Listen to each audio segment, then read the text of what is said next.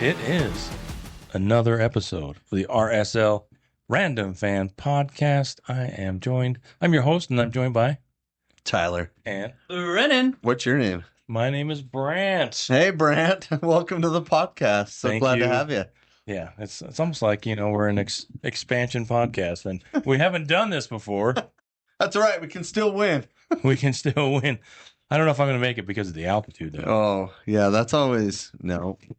Usually what happens is the other team gets gassed and gives up in the 70th minute and just packs it in, but not this time. Yeah, so thoughts on the match. San Diego came in. RSL, I was doing a little research. They have struggled with expansion sides Oh, yeah. in the past. Minnesota had our number. Atlanta had our number. LAFC, St. Louis, they just came in. And, LAFC was the worst of all yeah, time. they just kind of came in and bent them over, so to speak, in inappropriate terms. But let's not go that far. Yeah. Wow. But it is Banked. it is a little different expansion environment. They only do like 5 players. They only get like 5 players from the Right. other teams, but the they're- rules aren't as strict as they were back when we. and I think there's more money. There's Yeah. more money in the league so that teams can come in. If they do it right, they get all the GAM-TAM, whatever the extra bonuses they get from Major League Soccer. If they do it right, which several of the teams have done recently, they can really have a great team to start off. And they GAM-TAM, thank you, ma'am, us today. Oh, my God. Didn't they? Wow. But also, too, we've seen, I don't know that St. Louis had a good season, but they flamed out in the playoffs. They can have a Austin did great the start. same thing a couple of years before. Yeah, they can have a right? great start, Yeah. but as the long season wears on, they going to die at one of these points. They also kind of wear out as Yeah. they go Yeah. along. But And I'm going to that game, the return game in San Diego. So, oh yeah, I'll report live from the game. and you're taking a fan. You're taking a lucky fan. Nope. A lucky random fan is joining. Nope. No Nope. free room and board, Nope. airfare. Nope. What about concessions? Um, If you can make it There. to San Diego, and and you find can me find, in my random fan jersey. he will and buy you. I will buy popcorn. you a hot dog or some overly processed food. All right. So, Brennan, you got the lineup or you want me to? Go ahead, sir. All right. Rafa Cabral in goal. Matt Across the Crouch. back. Javane Brown. Oh, boy. There goes our man. The What did I captain just of all do? time. I don't know, bro. Our bobbleheads. I don't think we have a bobblehead that survived. Was that Captain? Captain Krylak? Oh, it was Javi. Oh, man. Oh, boy. All right. So across the back, Javane Brown, Philip Quinton, Justin Glad, Alex Catranis. The pivots are Anelli and Ojeda, Mark Chuk, Luna, and Diogo Gonçalves. And up top, Ari Piol. Now, is that our best lineup? Where are there players that we could adjust? I mean, is Quinton our best left inside back, right inside back? I mean, I think he's the best. I think he's the best right inside back that we have. I think that Javane Brown is great at defending. I don't think he likes the ball at the feet. yeah, there were quite a few times in this game he just did not want Right. the ball. We need to give him a benefit of the doubt that most players are going to have bad games. Yeah, You know what I mean? Consecutively. No, not consecutively. He did fantastic against Seattle. Seattle. Yeah. So Yeah, don't be a I think he negative did Nelly. great Gee. against Seattle, but yeah, I think maybe that's our weak link, but I don't know. Diogo disappears for long periods of time. That's disconcerting. And Hill took his chance well, the first goal, and played fairly well, but there were times when he was not, an option. But Yeah, it's a tough game to call from that standpoint. Yeah, I think the only addition to the lineup or change that might make a difference might be Brian Vera. Yeah. Over Quinton. But Quinton, I think he's good. come a long way. What is up with you tonight? Just stop talking. Brennan, what do you think? Just be quiet. Brennan, tell us what you think. Well, I'm not sure. I'm not sure Vera is clicking with what they're trying to do in the back. I think his aggressiveness has become an Achilles heel in the way that they're trying to get more players upfield. They want somebody a little bit more structured, less likely to get into these yellow or red card cautions and stuff. And you're seeing a little more consistent in Quinton. He brings that element of I'm going to kick this ball in from anywhere on the field, right? Well, we've seen flashes of that, but no, I mean, that was what? Maybe a 3-game stretch where we were relying on his left foot.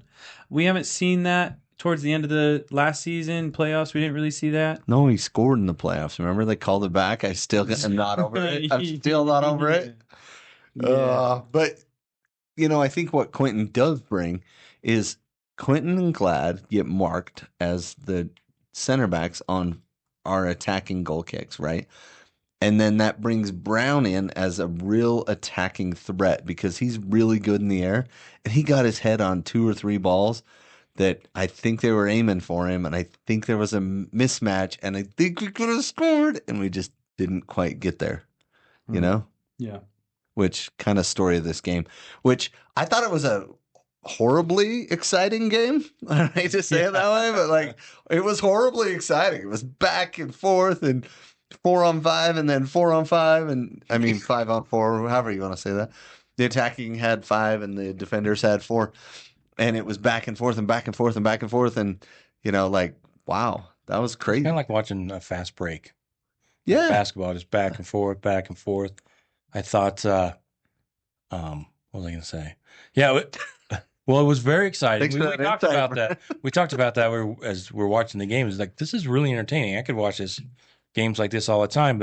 And in the post game, Pablo was like, I know that game was really entertaining, but that's the last thing coaches want is an entertaining game. Absolutely. We want a boring game where we're in control and we're dictating. It's not going back and forth, but he admitted it was probably for the fans, it was incredibly exciting. Yeah, it's probably one of the best losses entertainment-wise that we've had.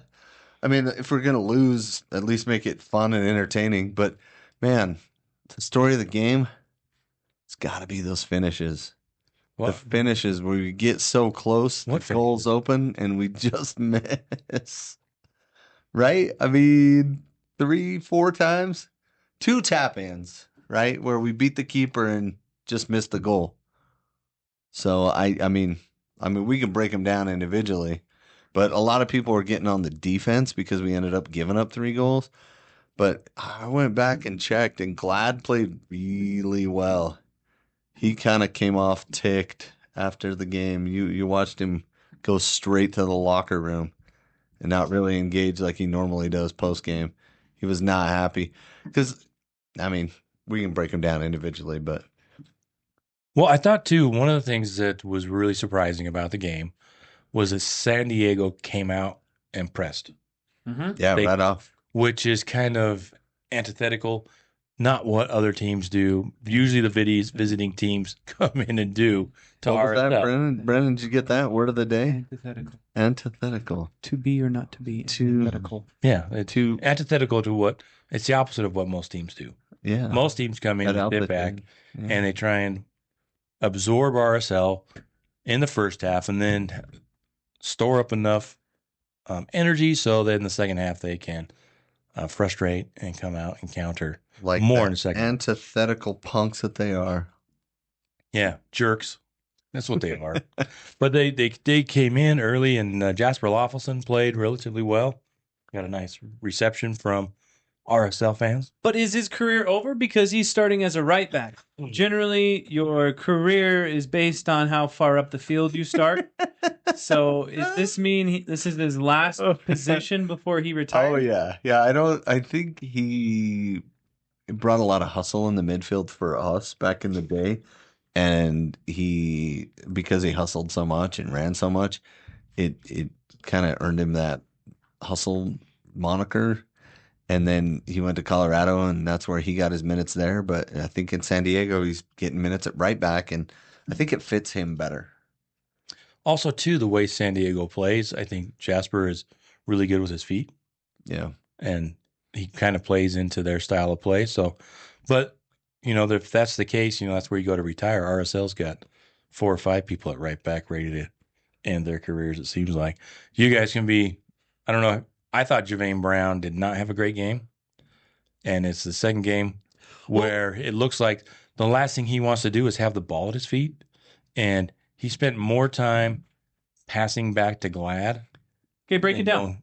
No, and he had people up the line multiple times. He had, right? Like he would turn and look at Mark Juke, and he was there, and he wouldn't play him the ball. And I was like, get the ball at Mark Juke's feet and let him beat that guy, the guy in front of him, right? What was that guy's name?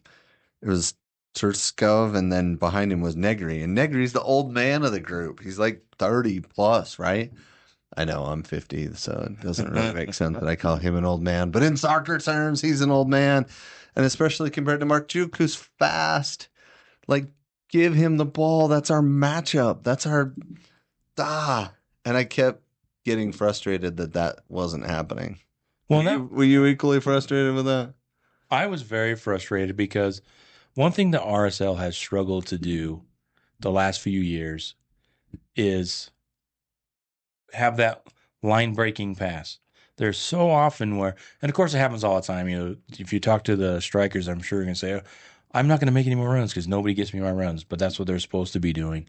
But San Diego was really good at getting the ball, turning, putting pressure on the midfield, the back line of RSL, and creating buildup. Where RSL, they got pinned in the back so often. And just from my vantage point watching the game, you could see there was the back line for Real Salt Lake, and then Anelli and Ojeda, a lot of the times didn't know where they were.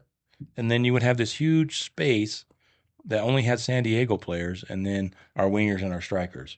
There was a little bit of a disconnect, and San Diego was much better at filling those spaces, finding each other, and just turning and putting pressure on Real Salt Lake. It was really fun to watch. It was pretty. Well, I mean, I hate to call it pretty, but they basically what they would do is they would force Javane Brown to pass the ball either to Catranas or to Quentin, because Quentin and Glad kept switching. They have Glad listed as starting left inside, but he was mostly playing right, and Quentin was playing left inside. And so the ball would go out to Javane on the right wing, and he didn't want to find Mark Chuk, or he couldn't. And Nelly was getting pressed, and they were trying to cover that lane. And then they were covering the pass to Glad. And so Brown was kind of forced to either lob it up down the line or hard switch it to either Catranas or Quentin, who was playing on the far side of the field from him. So this is a question I was thinking about, and I'm just a random fan learning the game as we do this. With all that space that was available, maybe RSL pulling back one of the wingers, adding a third player alongside Ojeda and Anelli for Brown, Quentin, Glad, Catranas to find another player in there. Well, what is Pablo even said that post game? Like, he's like, I don't joystick the players. I'm not in there going, okay, now you come here and you go there and you go here and you go there. He wants them to figure it out. And there were times when Luna dropped in there and there were 3 center defensive midfielders for a while. But I think this is where Diogo getting lost out on that other wing really hurt RSL. Like, Javane Brown, I don't think found him the whole game. And that is a part of what makes our offense tick, is the hard switches. And that's what ended up getting us the goal. On that goal, I before they even scored it, I was like, Brandt, we're at like 20 touches. We're at like 20 touches. Look. And then Diogo had that run where he quick couple touches and got past a player, and he just got it wide. But then he whipped it back, and Luna switched it, and Mark Chuk took it down, right? Nice take down with his chest. And then Peel made that penetrating run, and he played him inside, and, it was a great finish. But it was great teamwork, too. And San Diego was trying to cover the best they could and as fast as they could. but because that ball came in and Markchuk attacked it, and like it, you know what I mean? It was one of the best goals in RSL team history. Like if you go back and watch the whole build up to that, it was beautiful, man. I was so impressed with that goal. That was one of my favorite goals of all time. It really was. I was like, I am so impressed with that right there. And it's too bad the rest of the game didn't mirror that to finish it off. But we played well. You know what I mean? Like there were times when we would break their press and then it was on and we would go straight to goal. And anyway, Yeah, I thought there's some positives definitely to take from the game, and that was their creativity. And they did seem like they were creating more, which is obvious by the misses. But the point blank misses, but it needs to be a little more consistent, and perhaps we just need to have a little bit of more patience with this younger club. I'm gonna die, aren't I? Can you just get water? I should. let's turn his mic off. Okay, so one thing we got to do is we got to give it up to San Diego and their coaching staff to be able to come up with a game plan for them on such short notice, a lot like Seattle. And one thing that you're seeing with these expansion teams is that the simplicity in coaching, both offensive and defensive, is far better than all these intricacies we get in. Running that 4-3-3 allows them to make passes in between channels a lot easier. So a breakdown from offensive to a defensive position is a lot easier. So they're getting a purpose on both an offensive and defensive play. Whereas what we saw in this game, which was our 4-2-3-1, that's a heavily attacking formation, we're seeing our midfield, our double pivots, our wingers, and our fullbacks not being able to have purpose once we're dispossessed and going back defensively.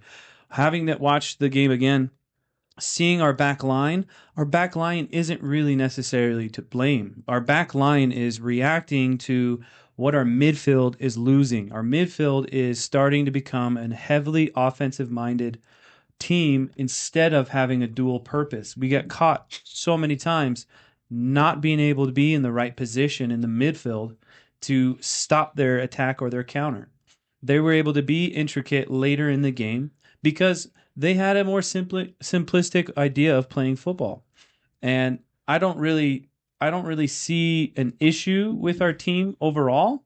I see an issue with us subbing out a defensive player every single game as though it's normal. Like we just got to fit in Sam Junqua to say, hey, we paid for him, might as well use him, instead of allowing us to be full game. Our back four or back three need to be there in the full game. Fresh legs is only good if the other team has like a Robbie Finley or a Anderson Julio, where they're trying to get behind. Yeah. But these expansion teams don't care about that old style of play. They're about being connected to the ball. When they were changing fields, you saw them go from one side to the other, and that team knew exactly where to go in transition. We don't have that. We have so many isolated incidents where our left winger, Diogo, is deciding, I'm not going to run and cover this now transition back into the center, and he's just going to casually walk, or, he shuts down. It was honestly a lack of dual purpose in the midfield for this game for me. I don't ever want to say that, Brown didn't move the ball very well. Well, we had Andrew Brody last year, and I will tell you right now, that's enough. Brown will beat Andrew Brody in every field. Absolutely beat in every field. Defensive, dribbling, passing, IQ, elevation, sending stuff in. Like, not random pokeaways, though. No. Brody was better at that. It's hard. It's hard. I will agree 100% with you on that. It's hard to do that when you have somebody so freaking good opposite Brown. Right. You're literally just seeing the opposite side because Katranis is by far an underpaid player. Well, talking about the subbing the left back in the post game, Pablo was pretty much addressing that fact because that came up. He's like, we expect Seattle and stuff. We expect so much out of the left back that we got to save we want to we're going to stop. We anticipate them being burned out by 70th minute because we expect them to go forward and come back and exert so much energy. A lot is asked of them, and that's why they're subbing him out. And we don't know Should have asked, but we didn't. What the stats are? Well, Why What the the early stats on his subs? bra are? The So- bra. What's it called? The bro or the But- bra? but that brings up a really good Bros point. here. Oh, We bro's know we are going to have a sub on the left side in the 70th minute or 65th, wherever. We're going to have a sub because we don't want Katranis to burn out, right? Yeah. But we're so heavily fixated on this 3-man back line. Why don't we just take him out and put Palacio in? And now we're going to have a triple pivot, or we'll just have a fully defensive-minded player in the midfield to help clog that up. And now we still have Glad, Quinton, Brown, or Vera playing that 3-man back. 1-3-3-3. 3-3-3-3-1. It's a 3, well, 2, it would 3. be pretty much a 3-3-1. 3-3-3-1. Yeah. 3-3-3-1. Take your left back and put Well, your no, left Because midfielder. if you're gonna run 3 guys in a pivot, you need to take your top striker and move him back in. Right. So it might just be a 4-3-4 is what it would be on paper. Yeah, but to me, the bigger problem was we just didn't finish. There were 3 or 4 times when we had them on their back foot and we either didn't get a shot off or we missed a tap in. And I think we should talk about that before we. Do you want to talk down. about their goal? Yeah. So, Well, yeah. I mean, our goal was a thing of beauty, and I think we touched on that. Yeah. Did you guys want to give more insight on it that you liked or something? well, I liked the fact that it was, like you said, it was a team goal. Diego found Mark Zook, who brought it down. And Mark Zook is still at that point where he's Diego found Luna, and then Luna Yeah. found. Yeah. Okay. Is that what you're saying? well, Because I think, Diego and Diogo sound a lot alike. yeah, because Diego was the one with the long pass, right? So Or did Diego find Diego? Diogo found Diego. Yeah. And then Diego sent it to Mark Zook. Right. Mark Zook brought it down, and he did make some good choices. He's a young player, and I think he struggles with being a young player and making the better choice. Not everybody's going to make the best choice every single time, but he did. He took it into the middle, and I loved how it was just it wasn't fancy. It was just a beautiful pass that opened up Yol, who was making the run. Yeah. Put him 1-on-1 with the keeper, and Great finish. he punished him. And I agree, it was beautiful. It reminded me of the first goal they had against, I think, Herediano, which was Iago making a cutting pass Yep. into Iago, and something similar. It was really nice. They just need to be more consistent, because you're right. If they put the one by Mark Zook, I don't know how he missed it. It seems like missing it was harder than putting it into the back. It was in between the touch, because you were saying this before we started the podcast, Tyler. He should have taken that first ball, that first step. He should have taken it before he gathered himself. So there was the option to take it early, Yeah. then possess, and then he shouldn't have shot. He should have taken another possession and then shot. Or He- looked up to see where the goalie was. Yeah, he chose the timing where you should look or anticipate a move instead of what he did, which was shoot in between the timings. But that's hard because you're young and you want to hurry it. And how many? But if you hurry it and you miss, it's better to take your time and have it blocked I don't than agree with miss that. the goal. No, it is, because if you take your time and it gets blocked, then you still have a chance to recover that and still score. If you just miss the goal, you have no chance to recover. Well, from my experience, when I'm coming in from the right, if I'm coming in from the right, I don't know where their left back is or their left sided or their right, whatever. Yeah, so if he rounds the keeper and just taps it, they might come back and cover. So I've always had success doing earlier rather than possessing more. Yeah. And I think it's just a little tough to be in that situation when you have pressure right behind you to know what's the right amount of time to take the shot. Yeah, because you can't see behind And you. he's also, this is what, his second or third opportunity to have this. That's asking a lot out of a young player to all of a sudden just be, okay, you got 3 chances, let's do it. But the point is how he responds to that too, right? Not just that he takes that shot and misses it. It's that the next time he doesn't quite put himself in that same spot. You know what I mean? And I think after that miss, he actually played kind of not great. And then they subbed him out. Yeah, he played very cautious after that. And then everyone was getting upset that, my boy. We'll get to that. Hidalgo? We'll get to that. No, we'll get to that. Well, also too, I think the 2 words, not very big words, but the 2 words that would describe the game for me watching it was pressure Both Mhm. teams were putting on pressure. So with all that pressure, it comes down to poise. Yeah. And which team's going to have more poise? San Diego is the expansion team, but they have more. It seems like they have more experienced players on their team that they've been able to pick up. So it just came down to who was going to crack first. Well, and, And when you have a guy like Luca De La Torre who can kind of just play out of pressure whenever he wants, that's a valuable commodity. And by and large, Luna and Anelli and Mark Chuk and these guys can do it. They just didn't do it a whole lot. Anelli a couple times just burst to speed past his guy, and then the whole field opened up. Because it was kind of like, remember where San Jose used to play with their long-haired Argentine coach? They would basically man mark for the whole field, and all you had to do was beat one guy off the dribble, and then it was, 5-on-4 or whatever. You know what I mean? Whatever those numbers broke down to be. As soon as you beat one player, you were good. But that happened multiple times in this game. But then the reverse happened too. There were guys like De La Torre who we would step to and he would blow by us. And he's not super fast, but he's super skilled on the ball, and then that gives the other guys freedom to kind of make a run because they know that guy can hold the ball in tight space. You know what I'm saying? So I agree with your composure on the ball. so, yeah, I think this is the goal. But it was really surprising. Watching it back, I thought the first goal from San Diego wasn't defended as well. No, I mean, he's their left back. Like, he made a run, and Quentin didn't think he was going to make a run in behind him and Catranas. And then they knocked the ball in, and Quentin thought he had it covered. And that's the most dangerous ball of all, is the ball you think you have that you do not have. Yeah, it looks like a surprise. It goes over his head. Yeah. And I think Catranas was like, he's got it. Because the way his body language was, if he wasn't watching the ball, he just looked at Phil and he was like, oh, he's got it, right?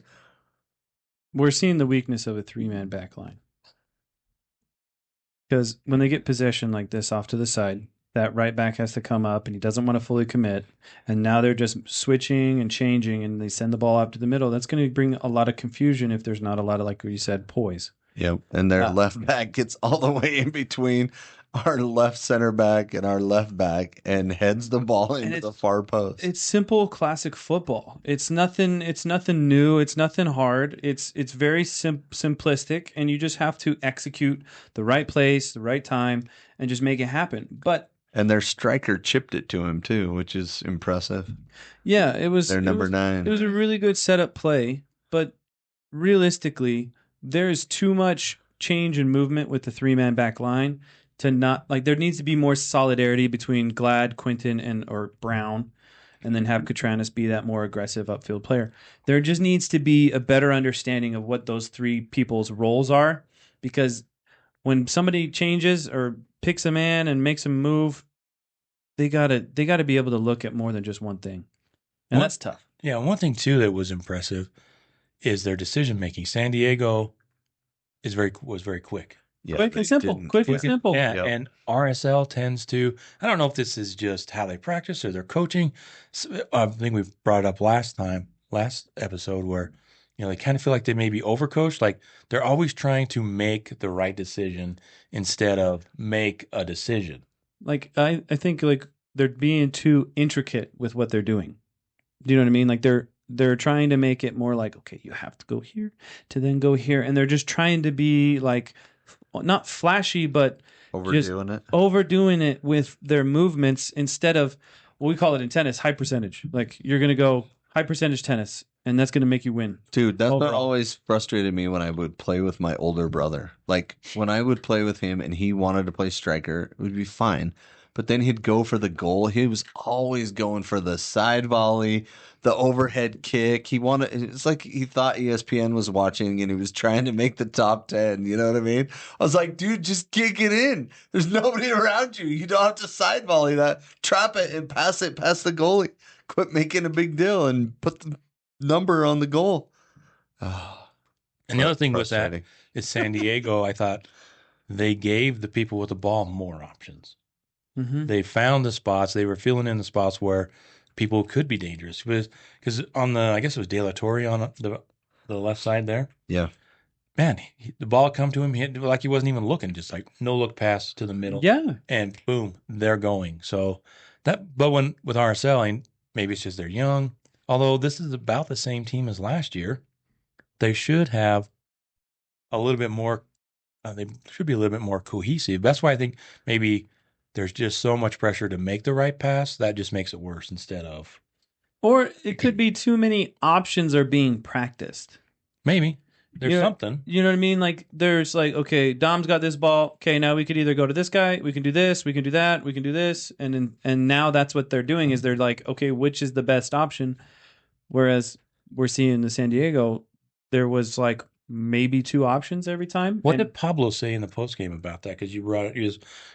Pablo brought that up about focusing with these young players, trying not to focus too much on stuff. Yeah. So like if you focus on, hey, we're going to work on finding the outlet, or Yeah. They This almost week. focus on it too much, is Yeah. what he said. Yeah. Yeah. so, If you overemphasize one thing, then they tend to overemphasize that thing Yeah. instead of just putting it in as part of their arsenal of. And that's how information needs to be delivered. I mean, that's probably an issue with the coaching is you get so put into those fine-tuned things that you get rid of what's the best way, which is just make it automatic, make it muscle memory. And they need to have that high percentage baseline and then Yeah. build it up. Yeah, don't think react.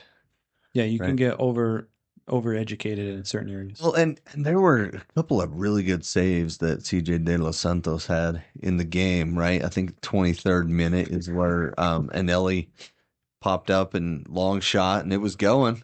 And then Diogo had one like 3 minutes later, 26th-ish minute, and good saves on both of those. And again, we're not very dangerous on corners, so that doesn't matter. But and the goal was frustrating. A lot of people probably think, and maybe even Cabral might even think that's the one they got away because it was just it was so close. That's got to be frustrating.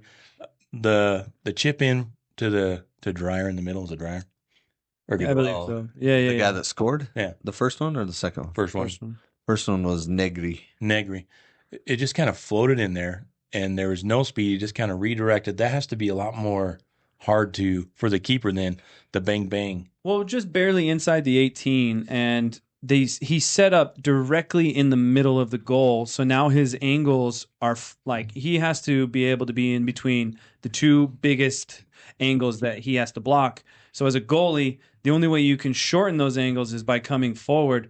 And since he kind of floated that ball in and he's indecisive about which center back is going to get him, Cabral can't come out. So if he does come out, it might be a different story to condense that angle, but he has to camp and stay there. And so now Homeboy has to two- react faster. two humongous angles to hit that a softball like that could go in. Yeah, he put it right in the corner. I mean, just Yeah. inside the post. That was a Yeah, I mean, it's a Pinpoint. different story if he's, Finish. 5 yards closer to that chip or 5 yards back because now he's closer to near post or far post, and that's an easier save for the goalie, but, that's why you send it straight to the middle. All right, we going to halftime. Let's go into halftime. Push the button. Oh yeah, which one? Pick I don't one. know. Pick one. B.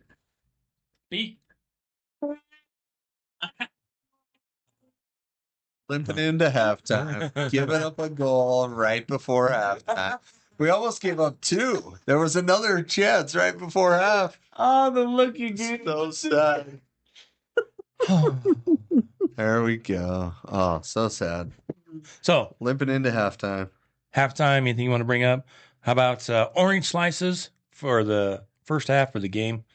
I think it was Marchuk, especially if he could have finished that second play where, dang it, so close, but just missed.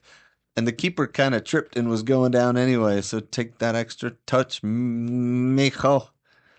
Sorry, that's my son in I gotta give my orange slice to Justin Glad. A lot of intelligent play, blocking passes and channels, and just a solid overall defensive game for him, even though the scoreline doesn't show it. Yeah, the RSL was playing with fire. Yeah, They were playing with fire. A lot of good team defending, but if you end up in a situation where there's a lot of team defending, a lot of scrambling in front of goal, you're going to get burned at some point. But mine is for, I'll give it to Peel. Somebody that put it in the back of the net. Had a nice clinical finish, nice, calm, poised finish. So that will be my. But there's some other good players. I mean, Luna looked like he didn't have the greatest of game, but he always comes back and plays well after games like that.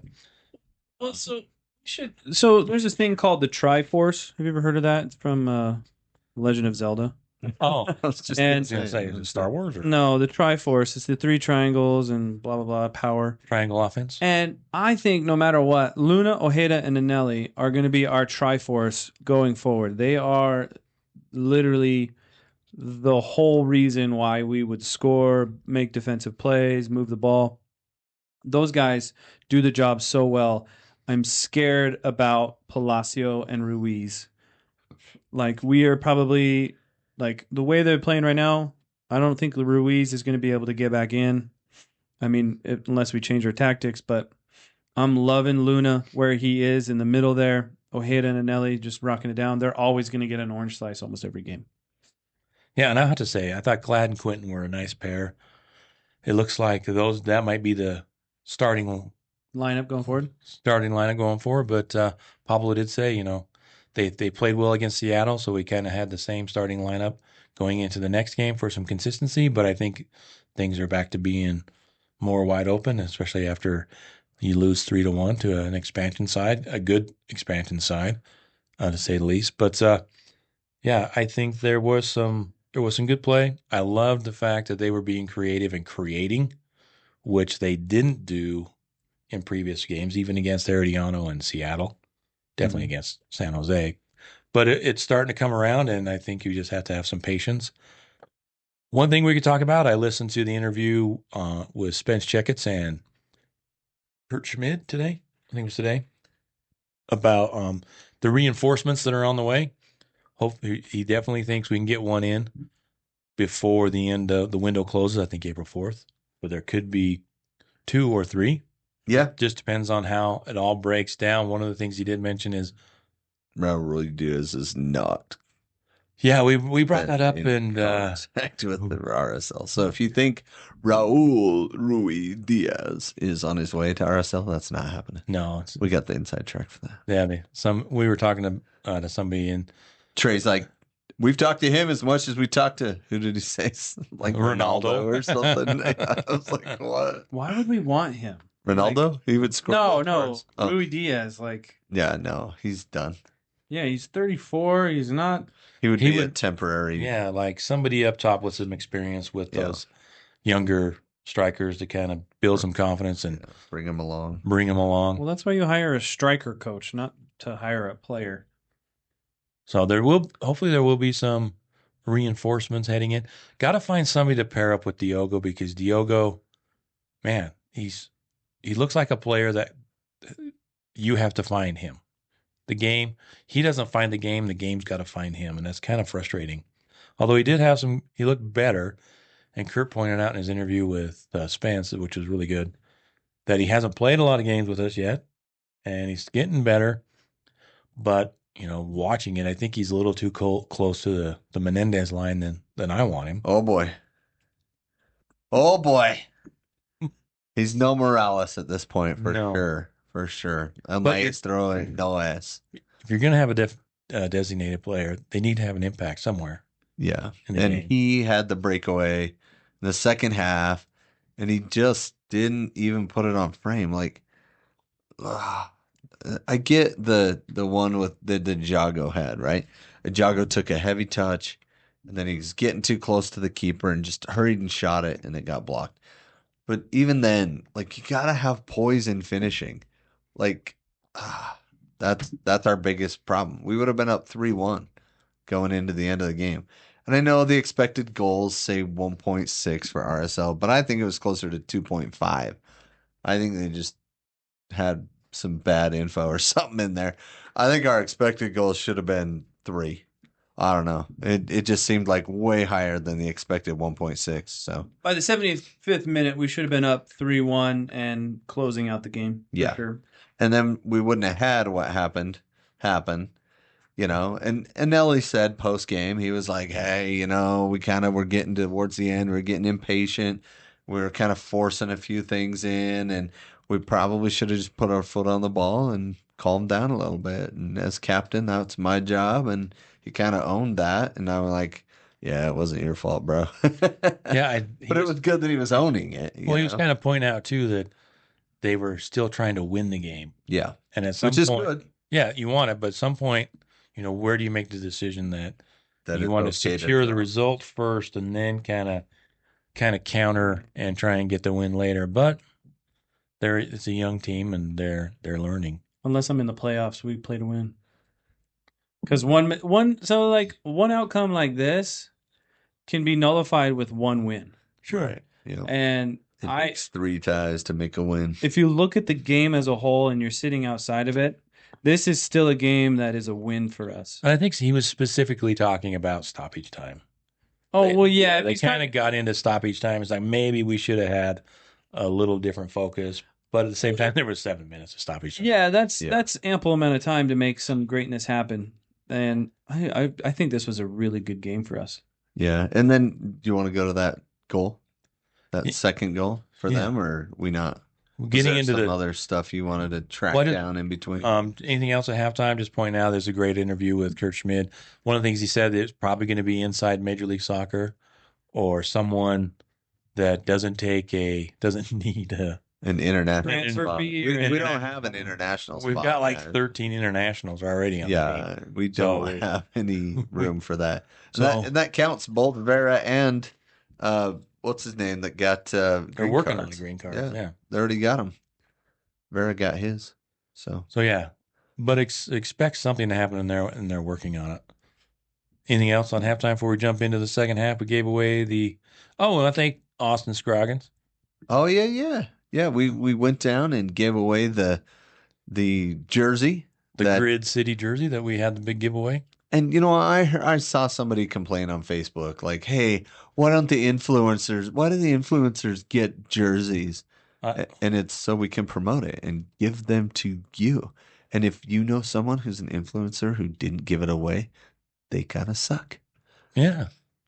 I mean, I went and bought to have my an own. audit. I mean, this isn't the one they gave me. We gave it to Austin Scroggins, Scrog Dog. So if you follow him, he's a big RSL fan. And he kind of had a man crush on you, Brandt, is what I noticed. He was like, "Come in for a picture," and he put his arm right around you and Someone's got to do it. in. Someone's got to do it, so thank you. He's like, Awesome. "Brandt, you're my favorite." Yeah, it's like, you never want to meet your heroes, though. No. That's what we walked away saying. Yeah. Well, sorry if we disappointed you, Austin. But enjoy the jersey. No, and it fit him too. He looked like the size large, tall guy. You know, it's good stuff. So looked like he didn't have to go trade it in for a different size. And we love to give stuff away. Yep. Well, speaking of giving it away, Brennan, what do you like to give away? What do I like to give away? What are you giving away this week? Are you giving something away? Are we doing a giveaway? Am I missing something? Grab one of those hats and let's give it away this week. What hat? I don't know. Did you shove some hats over there, Brandon? Yeah, we've got some stuff we can give away. All right. All right. Dude, I wasn't at the meeting. Brennan's going to do a cool giveaway this week, so watch for it on social. Watch for it on when you smash that like button. Yeah. When you like that post and heart that Insta X thing. All right, if you pay attention to this podcast and you watch this podcast, whatever day you watch this podcast, I need you to go to our Instagram and at exactly 11:11 a.m. or 11:11 p.m. like our most recent post or our video, and we will choose you for a new hat. There you go. There you go. Yep. All right, halftime over. Finally, we ruined whatever momentum we had going there for a Talking minute. about this whole game already? Almost. We were going to get to the second half because I think that's where the game was lost. Yeah, well, I think we was lost at the One extra thing- time. When? Extra time. Yeah. Extra It time. wasn't really the second half. Yeah. Well, the first 90 minutes were good. And then, the 7 minutes later, it didn't kind of work 7 minutes weren't in heaven. But it was interesting. Halftime stats that I remember, we both had 8 shots with 3 shots on goal. So it was really even. And so with the second half, it went back and forth. I mean, San Diego came out. Yeah, they came right out. But Almost scored twice. actually RSL came out first, and I think Mark Souk right at the 46th minute had a shot that deflected out for remember when he hit Bjorn in the face. he hit the San Diego defender awkwardly, and then he ended up Oh yeah, fell down He and- subbed out, right? Yeah. yeah. He broke a hip. McFace, McNair, McVeigh. Yeah, I think One of the mix. Yeah, he One of fell the down Mick and he had to brothers. push the little button, first alert, and say, "I've fallen and I Life can't get alert. up." Life alert. And then Yeah, Life Alert came and got him off the field. yeah. They flew in somebody from Costa Rica to get the stretcher. And So- that was a really long man down play. Right? Like, Yeah, I mean, he must have. do we do that now? Like, we give him like 2-3 minutes to, like, was his leg broken? Like, I don't know. It just seemed so long. We'd just gotten back from halftime, and now we're taking a 2-minute, 3-minute break. It just seemed odd to me. That's the only decision I think the ref really got wrong. He was calling a little bit tight, which was fine. But Yeah, and so the second half just kind of went back and forth, like the first half. They were for every few minutes, one side was dominating the ball, and then trying to create some chances. Peel did get the header that hit him right in the face. That was pretty funny. Yeah. And then there was one time where the San Diego player fell over the ball. I was trying to remember where. yeah, we went to clear it and he blocked it, and then he just fell over right in the box It too. was right It in was front like- of our keeper. Yeah, it was almost like he serious? could have had a chance on goal, but his touch just totally let him down, and he just stopped the ball and then fell over the top of it, or just kicked it straight out of bounds. One of the two, I couldn't remember. And Brandt's like, "There you go. There's your Yes, your I have a Major League Soccer promise. contract. I have a Major League Soccer contract moment." There's So- one in every game. So yeah, and then we could talk about the subs. We can. It's Yeah. it's okay. Let's talk about the subs. So In the 55th minute, Pilcher came in for McNair, which we should have exploited Pilcher. We tried to go at him 3 times. We got 2 through balls that were in on goal, and Ajago and Gonçalves both missed. So anyway, we did attack him. It did kind of work. But And- then in the 55th minute, we also subbed in Junqua for Catranas, and it seemed early. No? seemed really early, Yeah. Seemed early. although perhaps Contreras wasn't feeling good. Who knows? But he didn't look happy to be subbed out. Of course, none of them did when they got subbed out. No. And then in the 64th minute, Valakari came in for Angel, who was playing the number 9 up top. And Boateng, the RSL killer, came in for Luca de la Torre. Luca from the tower is what that translates to, just That's in case you incredible. wanted to know Spanish. And then Ojeda picked up his 79th minute yellow card, when he 69. kicked down the player who got across, and he was not having it, so he just tackled him. It was a good tackle by Ojeda. Yeah, and Jasper in the 67th minute had a nice pass that just barely sent it across the box, and there was a sliding San Diego player, just barely missed his foot. I'm sure that would have made Jasper's day to get an assist against his former team. And then it was the 68th minute, I think, where Diogo missed the wide open Yeah. net, and that was There a it is. turn and a play from Anelli. Anelli. Was just He burned really it past his guy and then split the defenders and picked on the rookie, and Diogo just did not finish.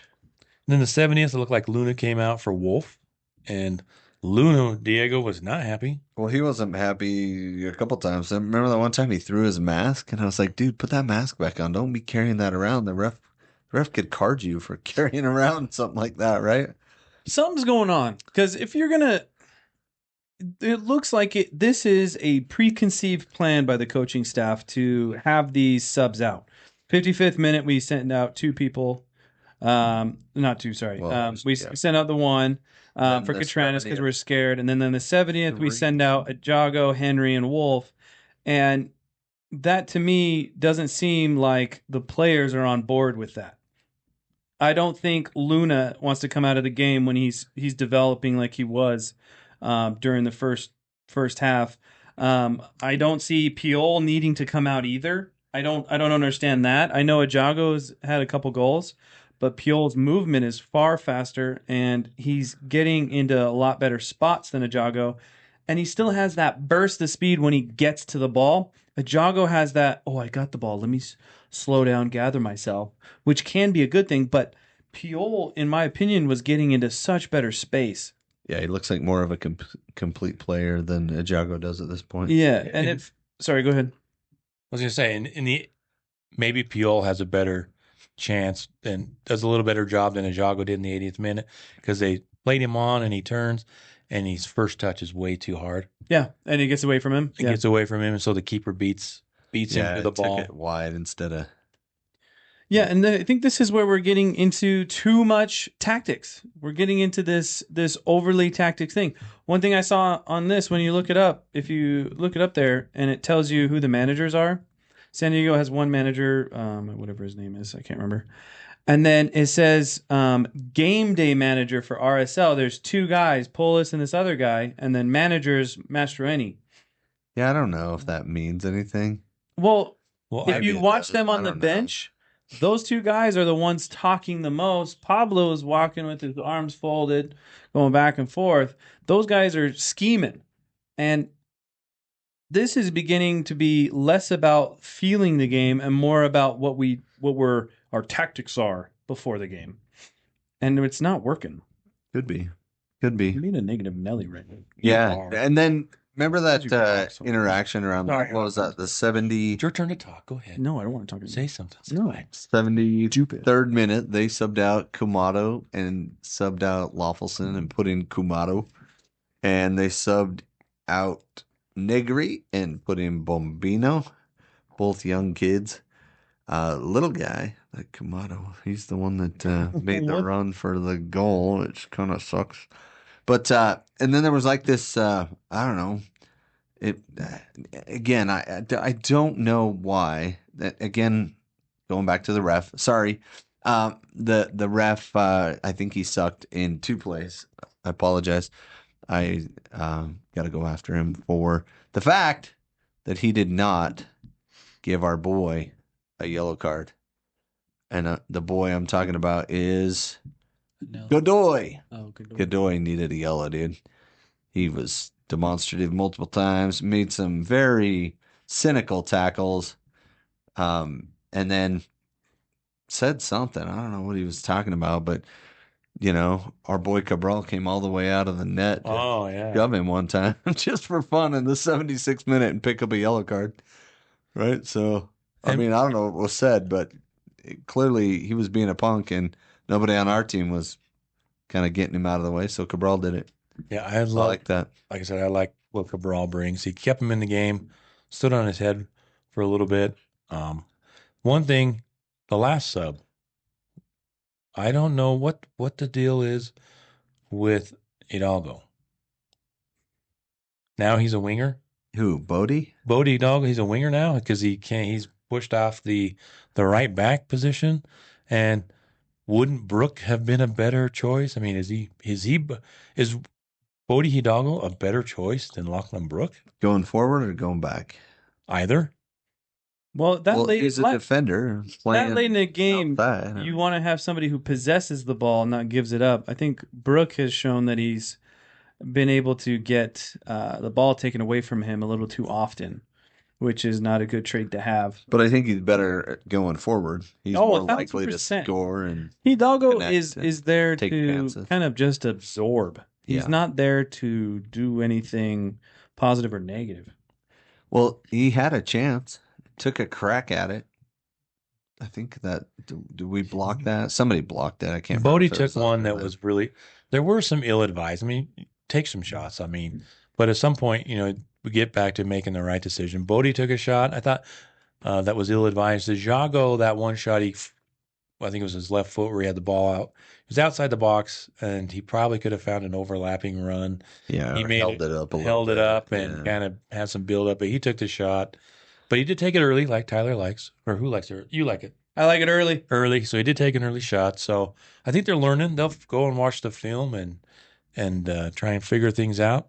But also, Tyler Wolf, I thought played okay. He came in and but then there were times when I was like, he's just running in circles too. So, and Kobe Henry came in and locked down his side of the field. So, what do you do with that? And then Ejago had 2 chances and didn't score. So, I mean, there's your subs. so then you get into stoppage time. Do we want to talk about the? No, we don't.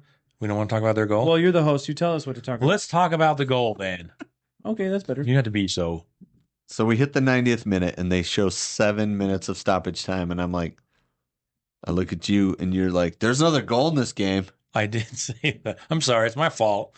I said there's. I said, I hope that's for us. I said there's. And it was not to be. But it was a very entertaining game. Back and forth. Lots of shots. Yeah, and I think Cabral had a great save. The bridge was just ridiculous. Junko got hung out to dry. He got the ball poked around. Look, when you come out to approach the guy on the wing and they've switched the field of play, your first job is to slow them down, right? We don't always talk about that, but that's the first job on a switched ball. Is that guy is isolated on you? He's probably an isolation player, and Junko just came at him too fast. Yeah. And if you come at him too fast and he goes right around you, take the yellow maybe, right? Yeah, that's the He first pushed thing. that ball down the line and That's bridged the him. first thing I thought watching the game is Junqua should have knocked him down. Take the yellow. He's a little guy. Just Yeah, just take give him a it. good bump. Do you agree? Sure. Sure. Okay. That's good. But I thought Junqua. You were saying he should have taken the yellow. No, because okay, so you have these angles, right? The ball is coming forward. Sam Junqua is coming like angled to it, like at a 90-degree angle, and then Homeboy has the ability to take a one touch. Yes, he's going to run around him. Sam Junqua does not have the speed to outmatch somebody already in stride. And so he does the natural thing, which he takes the center back position, and then Quentin fills in and takes the line. Yeah, but Quentin's all the way across the field. That's unfortunate because that's what they made us do. They're Right. playing such simple soccer that's stretching us, that's working really well. And then we have Sam Junqua, who is blocking a pass line. And he's Which- in no man's land. Yeah. That's trying no. to- He's blocking the straight pass. blocking Yeah. the pass to Yeah. that guy that's filtering into the middle, which is adequate, but it's not high level. But Sam Junqua is not in the Premier League. So he is doing his job. We get a little unlucky with the mismatch with Glad and that Homeboy, who is very physical on Glad and gets his foot in front of the ball, allowing for a lucky bounce. And then that guy that's fading through the middle that Sam Junqua was just doing the bare minimum for, Yeah, it's their opens number them up. 7. Yeah. But honestly, if you're going to point fingers, you can sit there and do that all day. It's a good play. It's unfortunate bounce through that defender. And you can say, okay, Quentin should have taken him down. Quentin should have blocked that cross in there. He needs to get on the ground. He needs to be big. And then Glad needs to be bigger than the guy playing on him. Sam Junqua needs to run faster and cover that guy. But that's because we're looking at it from the future. We're seeing what has happened, and that's would have been a better outcome. Sure. But in all reality, if you're looking at it in the basics, they did an average job. Yeah, And it's frustrating. And it was an unlucky touch because Glad and what's his name ran into each other, and the ball just kind of popped out, right? Yeah, and if Glad turned into Virgil van Dijk, this would be a whole different story. But we have Glad, and that was the scenario. It was honestly, it was once again, it was us not having an understanding of what our position really is on defense. In practice, there needs to be a middle marker. It should be when we have the ball, we go this way. This is what your intentions are. When we don't have the ball, you need to go all the way to the other side and be defensive minded in this way. There is nothing there. There is only offense minded. And so you're getting all this dispossession in the midfield. You have these double pivots that are only worried about having the ball come to them and then looking upfield. It's frustrating to look at, but I don't like the nitpicking in this scenario.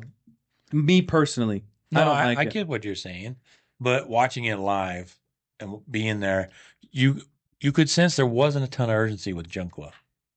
Yeah, it did look like he just kind of disconnected when the ball went down the line. And And like, turn and run it down. You're a sub, bro. You're a 70-minute sub. You've only been on the And field then 20 minutes. Go get it. He is in line, but I think there is a lot of space there. All he had to do was stay on that line and ease over, get a little bit closer to the defender because there was nobody else there. He would have had to. He would have had to gut bust to get there. So no. In a perfect world, Sam Junqua needs to fully fill the position Phillip would have filled in. So he doesn't fill it. Yeah, he's he just needs to that's what I'm saying. He's bust blocked over there. He's only blocking the pass to the person he's supposed to be man marking. And so Glad is in a one-on-one with this guy to the pass that's in front of Junqua. Junqua can't do anything with that pass. So what he should do if he's fully defensive minded is fully take on Phillip's guy and man mark, but he's doing a zone defense. So that's probably the practice that they're doing is just a zone defense. And Anelli's not going to be able to be there because he's in the perfect position defensively to cover the other outlet. Well, it reminds me of last season when your favorite goal that we got called back, right? In the playoffs. Was that Houston? No. Minnesota. So, but what in that same game, what was Minnesota doing when the ball was turned over?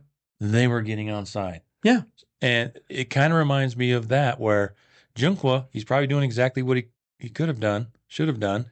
But if he had been a little bit more tuned in, he just fades a little over to his left to the unmarked player so that if the ball does come back, he can actually make a play. And he ends up at the end of the play on the right side of the goal. Yeah. And it does take a lucky bounce. I'll grant you that. Bounces right to him, and Anders, the ice cream dryer, just puts it in the goal with ice in his veins and cream in his fingertips. And we're also looking at this from only the left side. Right. So where is Henry?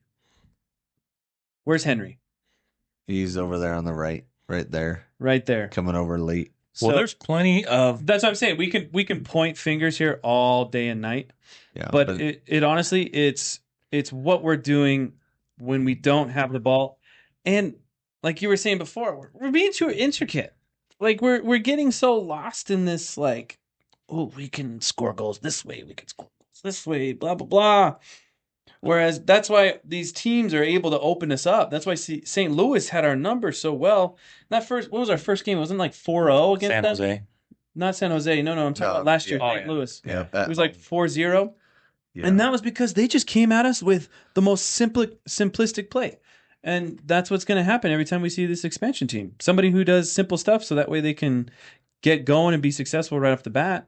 We need to be doing the same thing. Well, it is funny you mentioned that because remember when we were talking about San Jose last year when they came in and beat us? They just put in all their hustle guys. Yeah.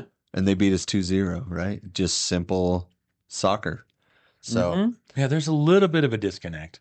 I don't think RSL is, at the moment, really good. We're not operating at a high level. But I don't think we're really bad either. That we're nowhere near bad. no. Because if you look at The 3-1 scoreline didn't reflect the game. Not even close. but if you look at the Herediano, right? Mm-hmm. That felt like that loss at home in the second leg felt like Totally unjustified. unjustified. It was the worst performance I think I've seen at RSL in a long time. But then Herediano goes out and beats LA Galaxy in Costa Rica 1-0 and outplayed them. I watched the second half of that game. And then Seattle comes in here and we beat Seattle 2-0. And then Seattle goes and just throttles LAFC 5-2. And they got a late goal to make it 5-2. Well, that's one of the benefits of having a successful attacking style of play is that they have to defend, and that makes it so they can't counter as well. So the point is RSL might be Pretty good. a little better than we think, Oh no, but they could be a little worse. that's not what I'm getting frustrated about. They're a little bit of an enigma at the moment. Yeah, we're No. 3 games in and only 3 points, and that's frustrating. We are still growing with the pieces that we have. I Right. think the fact that a big hindrance is the fact that we don't have Chicho. I think his stigma or his ability to be somewhere on the field and us just have this undying faith for him because we're Utahns. We literally are just looking for that right now when we don't really have to. Piol and Ajago are doing their role absolutely great. But we're still acting like we're missing something when we're not missing anything. If we start this is what's going to happen if we start thinking that we're missing something is there's going to be holes in our game all over the place. Yep. I think with Chicho, I think you're just trying to massage the truth there a little bit. But So the was that last play of the Oh game, my God. they that's actually good. just took Did you it write to that us. down? no, Ajago mishit it on the touch, and they just went straight down the gut and tapped it in. well, I thought after the second goal, I thought they're going to score again. No, They're going to score don't again. do it. And after the third goal, I thought Quit it. Not the ending you had. Quit it. Hold out. Just a few more seconds. You'll be fine. I'm trying to say, that RSL, was raunchy. That was so good. So bad. Oh, okay. So we ended up it was losing not a happy 3-1. ending with Chicho leaving. Oh. Is that what you're saying? So on Sorry, Taylor, go Saturday, ahead. March 8th, we had a few other results. Columbus and Houston played to a 0-0 draw. Atlanta and Red Bull New York played to a 0-0 draw. We already mentioned the 5-2 thrashing of LAFC, which love to see that. Yeah. And Cincinnati beat Toronto 2-0. DC 2-1 over the Sucks of Kansas City. New England, they suck, man. And Philly scored 2, and New England can't score. NYCFC 2-1 over Orlando, who started the season strong but lost to the City. Colorado looked horrible but still won 1-0 against Austin, the Verde, and I like their new kit a little bit better. The green on green stripes vertically. Yeah, I like those. And you know whose kit I like is the San Diego dark blue one. Oh, the dark one. Yeah. It's a little They're white simple. on white and A little dark on simple, dark, but the dark would look really clean. yeah. And then Chicago took it to Dallas 3-1. Nashville 2-0 over the Wimps of Portland. Right now, they're pretty wimpy. San Diego beat us 3-1. Vancouver, first place, Undefeated. 9 points, 2-0 winners over the Frenchies of Montreal, and Minnesota over San Jose 1-0. Nobody scored from San Jose, so maybe they're not as good as they think they are. In the Sunday games, Sunday Night Football, I'd love to hear how everybody is feeling about the whole Sunday Night Football thing. I like it. I'll ask you guys here in a minute, but I'd love to hear from the fans too. Like if they will hit us up on what social, Brennan? What was it again? What was our social giveaway thing? RSL Random Fan Podcast on Instagram. And If you 1111. if you send, actually, let's do this. Okay, we're redacting my previous statement. Oh, okay. You need to send us a message on RSL Random Fan Podcast Instagram, exactly 11:11 a.m. or 11:11 p.m. And you have to say that you do not like Tyler or Brandt. Oh no! So you have to say you want a hat. You have If to you, say you want a hat. no. If you come on there, send a message just saying, one thing I don't like about Brandt or one thing I don't like about Tyler. We will put you My in the favorite- raffle. I need Or to, your favorite thing about Brennan. exactly. Either Yeah, way. What's Say your that- favorite that- thing about Brennan? Favorite thing about Brennan? What Or what you hate about Tyler. what and bugs you Brennan. about Brennan Tyler? Yep. So there it is. Sunday Night Football. Miami beats the Queens of Charlotte. And LA Galaxy can't seem to find anything. St. Louis took them 3-0. First reigning major MLS soccer champion, MLS Cup hosting champion that has lost 3 games in a row to start the season. Yikes. Tough. Philadelphia is undefeated along with Vancouver. Yeah, San Only- Diego's in second with 7 points. They haven't lost, but also RSL is the first team to ever, the old first player to score on San Diego. Yeah, I think he gets a plaque for that, or maybe you should. Yeah. An Australian plaque. We'll put it in Australian for him so he can read it. Oh no! No way! I love how Tyler's so social, so sensitive to other people's cultures and languages.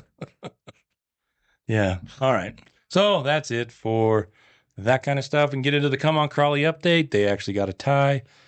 Late So goal. late on my Reddings, bro. Yeah, so late. They picked up a goal. 11 games left. 9 points out of safety. It's dire. 9 points away from safety with 11 games to go. Well, it's not as bad as Arsenal. They're 15 points out with 10 games to go. So they're not going to win. Glory, glory, Man United. You only get sandwiches and soup at lunch. But that's okay because Bruno scores. That was a He good, scores over Arsenal's wall. right. And that's the highlight of your season. Why did your goalie favor so far to the right? I wonder that about people all the time. Why do they favor so far to the left or to the right? But the biggest thing, too, with the EPL, the Championship, EPL, Premier League, is, once they get into the playoffs, it's anybody's game. Well, 'Cause you know they what's don't crazy? have playoffs. You know what's crazy? This season is such a wash It's because so boring. the entire fan base just wants to see what happens to Manchester City. Yeah. That's all we care about. We were like, oh yeah, Liverpool won. Great. What's going to happen? Like, Well, here's the thing about Liverpool, too. They only have the bottom of the barrel left to play. They've got the title sewn up, bro. They play Leicester. They play they just played Southampton on the weekend, right? They're just playing the teams that are already going down. You know what I mean? They got the burning ships, and they're at the top. So it's not even close. It's been a really boring season, to be honest. Yeah. Yep. On both ends. At the top, no one's challenging Liverpool. And at the bottom, those three teams are just utter trash. Although Wolves are pretty bad, too. Yeah. Yeah, they're getting close. And thank you, David Moyes, for saving Everton, right? Love David Moyes. Love me some David Moyes. Really? Yeah, he did a great job at West Ham, won the Europa Cup. So, yeah. All right. Anything else? Nope. Anything to smash, Brennan? Just this freaking like button. Wait, all of life? No. That sounded so brutal, bro. Mash that like button. Oh, the like button, yeah. Give us your time to just, spread the word of two bald guys and a dude with hair talking about Real Salt Lake. For now. A dude with hair, for now. For now, that's true. I got your genetics, so you're going to be gone soon. All right, so thanks for listening. Like we said, please follow us on all the social medias. Follow us, subscribe at YouTube. We're putting up a lot more content on YouTube and goals.tvs. But thank you so much for listening, and don't forget to tell us why you don't like me or Tyler and why you love Brennan at 11:11 a.m. 4 p.m. on Instagram. Instagram only. We'll see you later. Ciao.